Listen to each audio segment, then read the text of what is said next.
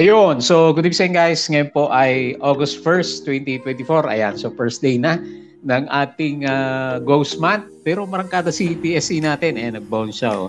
So nag-up tayo ng 1.13%. Maraming sa mga big caps natin, medyo bumawi yung galawan for today's trading natin. Pero net foreign sale pa rin tayo. Hindi naman ganun kalaki. 42.78 million net foreign sale yung market natin. Pero maraming mga pumitik na stocks dito. Nanguna si MRC sa lisan natin, si Medex, si Med, ayan, nag-up pa rin si Med natin. Okay, so medyo maraming stocks yung berde for today's trading natin as compared kahapon, mas konti sila kahapon, di ba? So mas marami ngayon. Uh, yung galaw kasi natin kahapon, hindi naman ganun kalaki, di ba? Ano lang siya, yung PSC, hindi masyado umarangkada, ayan. So pero ngayon, nag-bounce tayo dito sa MA 100. Mukhang lumalaban tayo. Hopefully hindi siya trap kasi nga wala naman tayong net foreign buy sa market natin as of this time. Ayan. So tingnan na lang natin gaano katagal yung o kailan mag-umpisa talaga yung epekto ng ghost month po natin. So ito yung nauna sa listahan natin, si MRC nga po natin, nag-up siya ng 17.54%. So meron siya net foreign sale 133K. Ayan. So yun na, very volatile yung yung galawan nitong CMRC natin kasi kahapon nag-drop siya ng malaki, and then binawi naman niya. So more than 10% yung galawan kay MRC natin every day. Tapos next si ACN. So ACN Converge, magkasama lagi. Pero si ACN 0% naman ngayon. So nag-pause ng konti. Pero ba't malaki yung sa kanya yata galing net foreign sale. Meron siyang 61.71 million net foreign sale. Medyo marami ng konti yung lumabas dito kay ACN natin. Kaya medyo nahirapan siyang umarangkada. Si Converge, so tinutuloy niya, halos obvious na yung breakout natin sa kanya. So 1.04% yung gain niya. And ito yung maganda, meron siyang 16.61 million na net foreign buy dito sa market natin. Tapos next si Plus. Ayan, dire-diretso lang si Plus natin. Sabi nga natin, doon sa review natin kahapon is wala kasi tayo makita masyado na resistance. So 2.25% yung galawan. Meron siyang ba't siya net foreign sale ngayon, no? 20 ba to o 2 million? 20.59 million net foreign sale siya o 2. Ayan, medyo malabo lang yung sulat ko. So, tingnan natin mamaya. SPNC, yan, nabubuhay si SPNC natin. Mukhang sasabay kay ACN, di ba? Nagharap tayo ng mga renewables kahapon. So, 3% up for today's trading. Meron siyang 90.85K net foreign sale and APX, nabuhay na naman yung mga mining. Pero ang pinakapanalo sa market natin pala ngayon is mga banks. Kung napansin nyo kanina, sobrang lakas ng mga banks natin. Kasi yung meron na yata result yung kagabi doon sa US market natin, yung interest rate cuts. So hindi pa August. So hindi pa kinonfirm ni Fed Powell natin na August. Kasi nung huling usapan mga August yung start ng rate cuts. So nasa 2% pa rin yung inflation nila pag mas lalong bumaba. So ang sabi is by September na lang mag-umpisa ng rate cut. So very unlikely na yung sinabi kahapon dito sa Twitter na nabasa natin, yung rate cut sa Pilipinas ng Bangko Sentral ng Pilipinas, very unlikely na mangyari ng August kung ganon. So, ibig sabihin, buhay pa yung mga banks natin kasi nga, yung interest rates nila, ganon pa rin naman. So, hindi pa nababago. Okay? So, hopefully, para sa mga stocks natin na umarangkada. Tapos, okay, so yun lang yung mga nakita natin na maganda rin pala yung yung galaw sa US market kagabi. So mamaya silipin natin. Tapos yung pinapakita ng futures is medyo okay din siya. Ayan. So disclaimer guys, sa mga bago sa channel natin, as usual, yung ating review is for education purposes lang po to . So wag mong gagamitin to as a reason para mag-buy, sell, or hold ng stocks. Meron kasing risk na involved sa market. Due diligence na lang po kung ano stocks yung gusto mong bilhin. At then follow po ako dito sa ating Palabig Trader na YouTube channel. Subscribe ka lang po para updated ka sa mga trending stocks review, or kung gusto mo kasi August 1 na, ayan, so start ulit ng cycle natin. Pwede ka mag-join dito sa trading group naman natin kung gusto mo ng guide sa trading sa Philippine markets po. So, yung mga nakasubscribe, maraming salamat po doon sa usual na viewers dito sa market. Mga company reviews natin, yung mga sample trades, basic indicators, technical analysis, lumalaban si PSE natin, fundamentals, yung mga risk management plus yung mga basics sa PSE stock market studies naman natin. Merong post kay kay TechW kanina. Ayan, so pasadaan natin. Nasa Twitter yata 'yun eh. Yung marami yatang kinakabahan kay TechW. Pero ang alam ko naman sa kanya yung sinasabing trading suspension para sa delisting no. Meron siya kasing in-offer dati na bonus detachable warrants. So parang yun yung magte-take effect. Ayan. So anyway, mamaya tignan natin yung details. Tapos follow mo na lang po ako dito sa ating Palaboy Trader Crypto ko to para sa mga play to earn games. Subscribe ka lang po. Ayan. So check mo na po yan. Hindi natuloy yung post ko dito sa crypto. Nag-drop bigla si crypto, 'di ba? Siya 64, bumalik sa 64K after mag-touch sa 70K. So follow mo din po ako dito sa social media. Dito tayo naglalagay ng mga posts natin. So dito sa ating Facebook account or dito po sa ating pinaka-Facebook page. Ayan, check mo na lang po kung sino pa follow mo sa dalawa. Articles, Bodega Peak, yung mga dito sa local market, dito sa US, and dito sa bandang cryptos. Tapos si Twitter, tingnan natin, andito yung summary ng market natin. And verde lahat pala ng indices natin. So pinakamalakas ngayon is finance nga siya. So 2.75% nasa kanila yung sentiment ng interest rates natin. So net foreign sale tayo 42.78 million. So ang pangalawa, mining and oil. Ayan, marami pala sa mining yung umakyat. Tapos property, nag-up siya ng 1.35%. And foreign funds sold, PNB, ASEN, APF Gen, GSMI, Aboitiz, Costco, JTCap, Ali, FLI, MEG, SMPH, Globetel, Bloom, Plus, Home, Robinsons, at saka si Wilcon natin. Foreign funds bot, yung mga binili, ayun, mga bangko. BDO, BPI, CBC, Metrobank, Security Bank, CREC, MER, SEC, SEP, CNPF, DNL, Jollibee, EGI, DMC, GGS, AREIT, CREITs, Converge dito, ICT, MAC, Pure Gold 7, at saka si SSI naman natin. So BSP sees July inflation at 4% to 4.8%. So mataas ba yan? Mataas ba yan sa last month? Nakalimutan ko na yung last month. Okay, so ito yung sinasabi ko. Meron delisting notice of TechW. Please be advised that subscription rights under the bonus detachable warrants of Certec will expire on August 17. So kailan ang niya? Ang mga holding and target date of trading suspension is August 13. So next week, no? Next week pa. End of exercise period, yung mga nag-avail last time o meron silang bonus detachable warrants is until August 16. So automatic delisting is August 19, 2024. Ayan. For more information, meron siya dito. Pwede nating pag-aralan ko ano yung bonus. Mangyari dito sa bonus detachable warrants natin. Okay? So, yun lang naman, please be advised. Yung mga subscription rights. Kasi dati meron siya 2021 yata yun. So, kung mag-exercise yung mga nagkaroon ng bonus detachable warrants. Pero, syempre, hindi mo gagamitin yon kasi 5 pesos yung price nun eh. Magkano lang naman si Tech yung price niya as of this time. Okay? So, kanina mga banks nga po yung nauna. Ayan, so BDO, BPI. So, mga banks LTG nakabalik na yata to sa price niya last time. So Metrobank first half net profits 23.6 billion. So first half up siya ng 14.6%. SMPH said the government, private sector need to work in boosting the country's disaster resiliency. Pangilinan SPNEC, ayan, nagparamdam na. Moves closer to selecting foreign partner for large scale solar initiative. Ayan, naghanap pala siya ng foreign investors. Ayan, so ngayon maganda, merong balita na paparating para kay SPNEC natin. So TechW, voluntary suspension, August 13. Approved text request for voluntary trading suspension. TechW, effective August 13 din. No other data was given. Robinson launched second Mira Tower.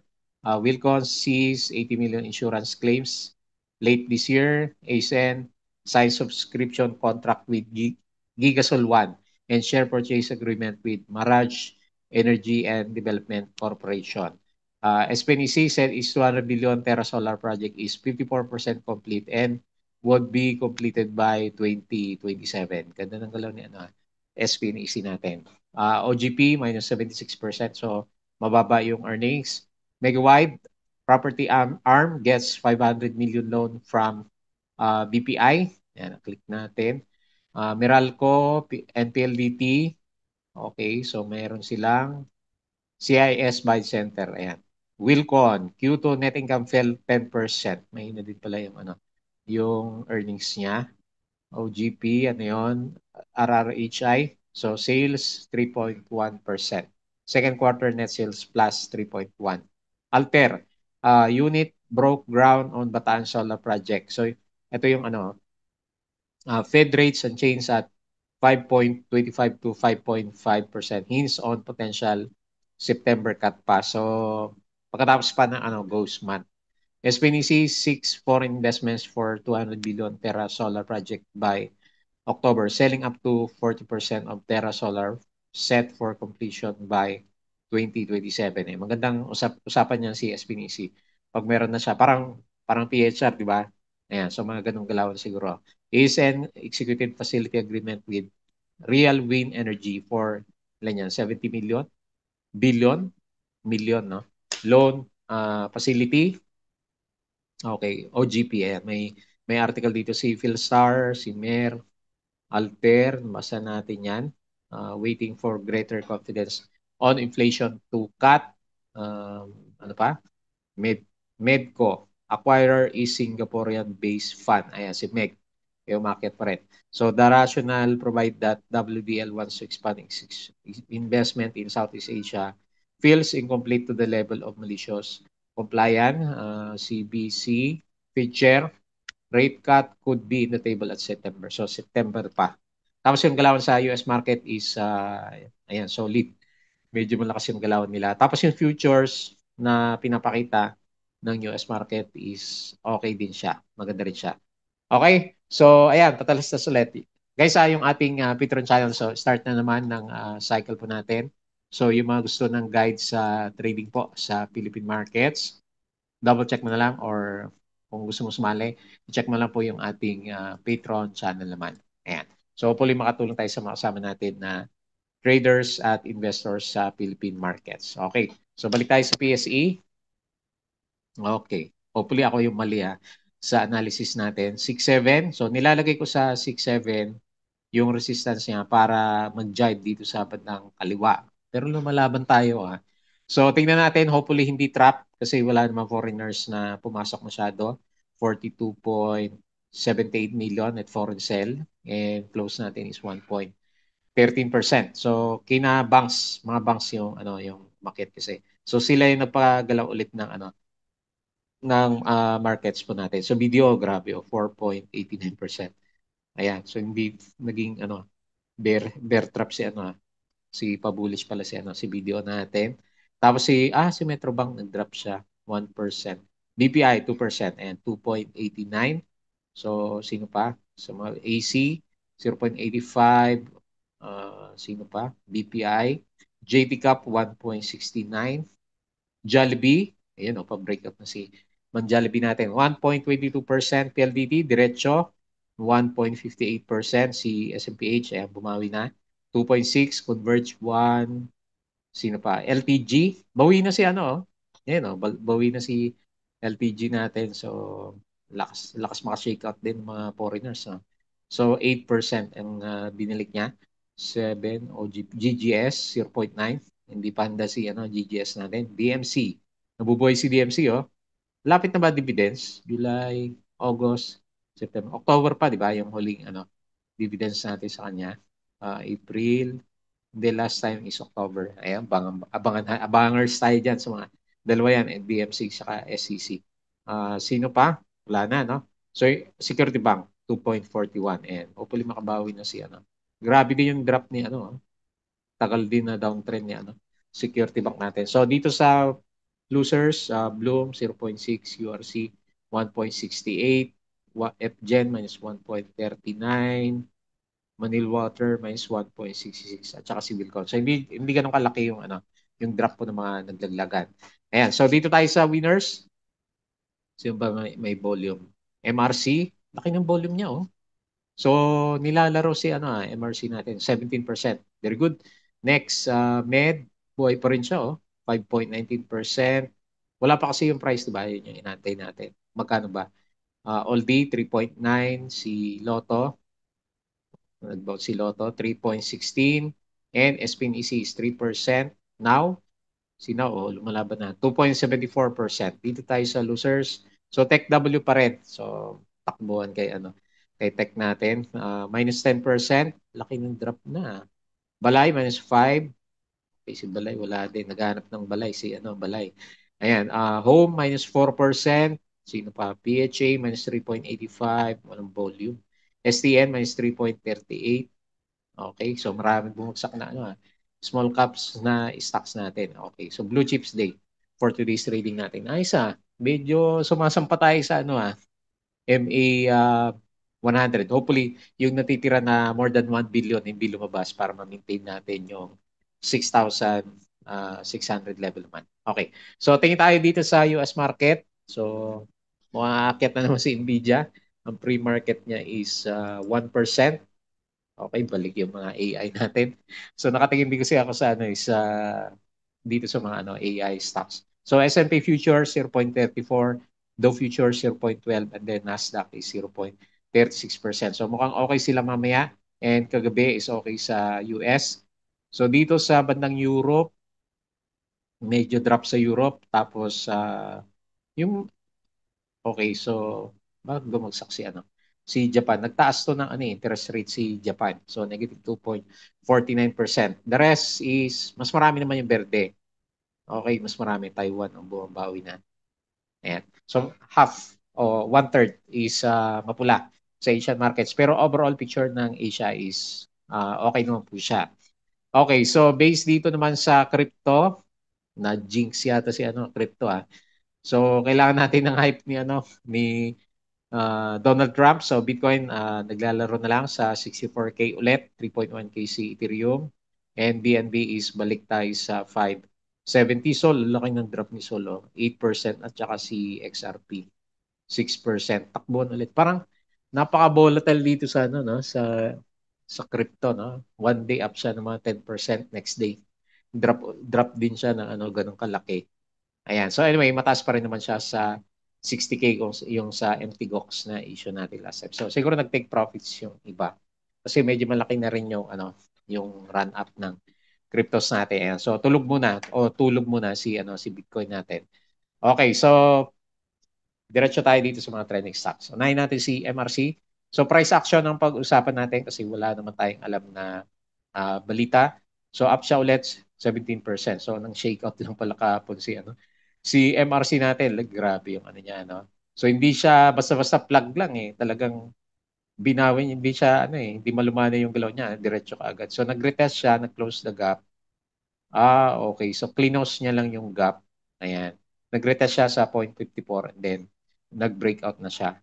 Mukhang breakout siya Yung solid candle ayan nag-breakout na siya ulit dito. So punta ulit tayo dito. Taas natin ng konti.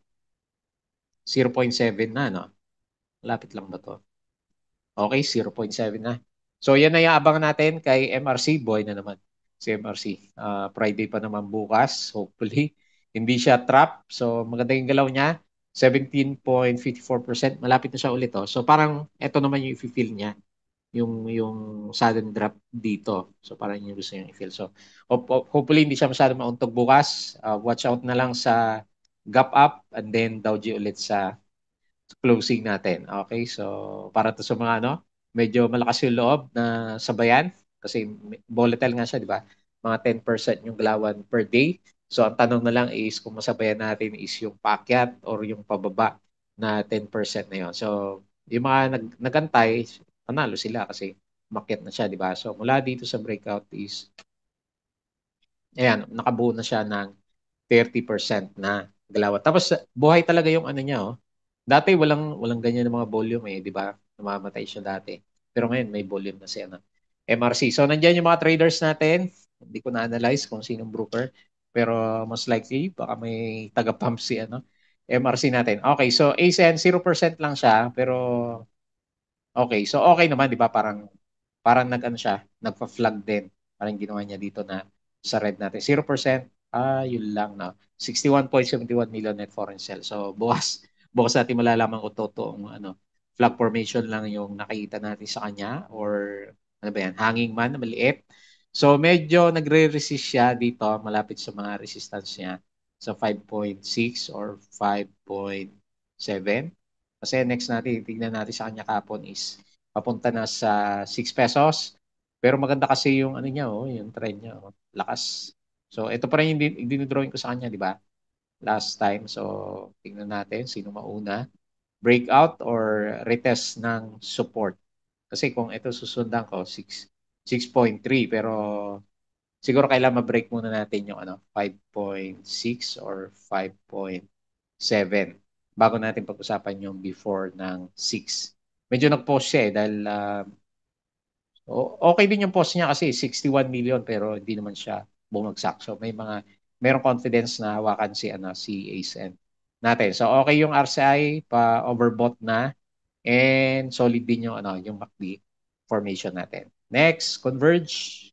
Okay, so hold. Hold lang tayo kay Converge. Ayan, nagbi-breakout siya. Medyo bitin ng konti, no? So anyway, 1% breakout pa rin. 16.6 million. Ayan, meron naman siyang volume. Kung meron ulit ganyan kalaki na foreign buy, type 10 million lang siguro. So itutuloy natin yung breakout natin sa kanya. So medyo hindi pa masyadong convincing, no? Late kasi ng kandila natin for today's trading pero good sign. Para sa akin, good sign. Kasi may hawak tayo na Converge. Okay, good sign kasi halos nag-breakout naman siya, no? So next, 12.3. Okay. Pero lalagay ko lang dyan muna ha kasi parang hirap siya, no? So may volume naman. So bukas na lang natin tignan kung may tulak talaga siya o ano ba yan.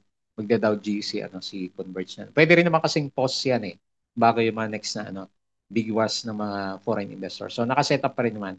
RSI MACD okay pa rin naman setup ni Converge. Ayan. So 1% lang. Trending kasi kahapon kaya pinag-usapan si Converge natin. So next, C+. So tuloy-tuloy lang yung alaga natin sa pag-akyat. Sabi natin kahapon, di ba, wala kasing resistance. So pwede naman mag-drawing ka na lang. Drawing na lang tayo kasi para naman sumusunod siya ng technical. So, ito pala, meron siya malapit dito na resistance. Drawing natin parallel yung sa baba. So 18.3 yung pinapakita niya. Kung medyo conservative tayo dito, 18, 18.2 or 18.3. Yun lang, overbought na siya. Si Plus natin, tignan natin kung meron pa siyang ibibigay bukas. Kasi nag-overbought na yung RSI.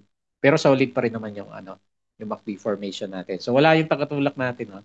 2.51 million net foreign sale and then up ng 2.25%. Okay, so SPNC, so nag-aantay pala siya ng foreign investor. So balak niyang ibenta 40%. 'Di ba nakalagay doon 40%. So yun yung abangan natin sa kanya kung meron siya makuha na bagong investor. Pero ilalagay ko na dito sa 1.16 yung resistance kasi para nag-breakout naman yung candle natin sa MA 100. Ayan, nabuhay kasi 3% yung galaw. And ayun, meron siyang volume, 11.8 million. Hopefully matuloy yan. Yung galaw natin kay SPNC. And medyo bearish pa rin yung MACD formation. Pero okay, di ba? So maganda rin yung trend niya. Nag-form siya ng higher low formation. Pag ayaw mo dyan sa 1.16, 1.1 pwede rin naman. Pero ito na kasi yung next na yung mataas. Yung obvious na next na niya. Or dito sa 1.06 or 1.1 siguro. Okay? So, good vibes para kay SPNC. And lastly, APX, pabalik din si APX natin. Ito yung isa sa mga for the year is lax din ng galaw. Halos 40% na rin yung inakyat niya. So, nag-form siya ng, hindi naman siya higher low, no? O tama, higher low. Nag-form siya ng higher low. Kung dito ako titingin na. So anyway, nag-breakout siya dito sa 4.23. Ano ba to? 4.3? 4.2 na. 4.2 and maganda yung pinakita niya. Nag-gap up pa siya. And then meron siya net foreign buy, 9.17 million. So 2.35%. So nasa yung okay, so ito na lang gagamitin ko resistance. Wala akong makita sa kaliwa 4.5. Okay, so tanggalin ko to para yung ascending triangle yung matandaan natin for tomorrow's trading naman na yan. Okay yung RSI and pa-reverse na yung direction ng MACD formation pa rin natin. Okay? So lumalaban si PSE market pero pansinin lang natin kasi yung foreign buy hindi masyadong nagkakaroon si PSE, nakita niyo naman 1 billion yung lumabas for this week's trading natin. So meron na lang tayo natitira na more than 1 billion na net foreign buy dito sa market. Kaya medyo siguro lumalaban siya kahit paano. Hanggat hindi naman siguro lumalabas ng mabilis yung mga foreigners natin. Okay, so kailan Friday bukas, no? So tingnan lang po natin bukas kung ano yung gagalaw ng ating market. And as usual, bago kita mag-close, please don't forget to subscribe dito po sa channel. And join ka sa group guys. So first cycle na natin ulit for the month of August. And crypto ko to, follow mo na lang po Facebook account, Facebook page, Bodega Pig, Twitter, and Patreon sa mga gusto ng guide sa trading sa market sa Philippines. Sali lang po kayo dito. So yun lang, maraming salamat. Kita po ulit tayo bukas.